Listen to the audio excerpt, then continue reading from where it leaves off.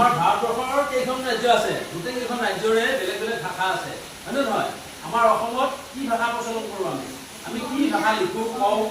অসমীয়া ভাষা। ঠিক তেনেদৰে আমাৰ ভাৰতবৰ্ষৰ প্ৰত্যেকখন ৰাজ্যতে এটা এটা নিৰ্দিষ্ট সুকীয়া ভাষা আছে।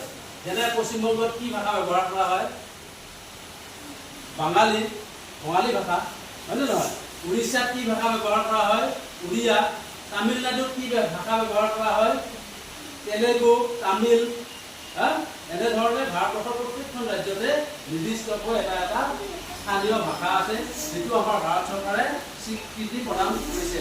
আৰু সেই ভাষাটো আমি কাৰ্যালয়, স্কুল সকলোতে আচলতে আমি কোৱাৰ লগতে লিখিতভাৱে আমি ব্যৱহাৰ কৰোঁ।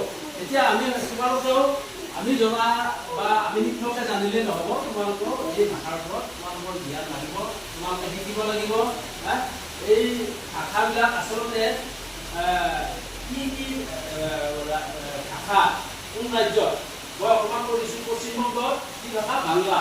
মানে অসমত অসমীয়া, উৰিষ্যাত উড়িয়া, তামিলনাডুত তামিল, আকৌ মহাৰাষ্ট্ৰত কি হয়? মাৰাঠী।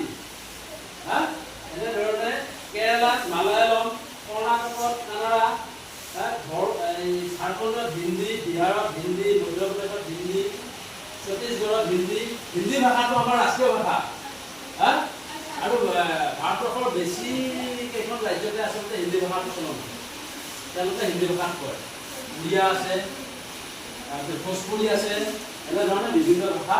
আৰু সেই ভাষাবিলাক আমি সেই ৰাজ্যবিলাকলৈ ফুৰিবলৈ যাওঁ, আমি যদি সেই ভাষাত কথা পাতিব পাৰোঁ, তেওঁলোকে আমাক কি কৰিব? মৰম কৰিব। মানে এওঁলোকে আমাৰ ভাষাটো জানে, হয়নে? গতিকে আমাক সুবিধা কৰি দিব পাৰিব বা আমিও সুবিধা ল'ব পাৰিম। গতিকে আমি প্ৰত্যেকটো ভাষাৰ জ্ঞান থকাটো আমাৰ দৰকাৰ। আৰু সেইকাৰণে আচলতে চৰকাৰে চিন্তা কৰিছে যে আচলতে আমাৰ ল'ৰা ছোৱালীবিলাকক আমাৰ ভাৰতবৰ্ষৰ প্ৰত্যেকখন ৰাজ্যৰে প্ৰত্যেকটো ভাষাই আমি শিকাবলৈ চেষ্টা কৰিব লাগিব।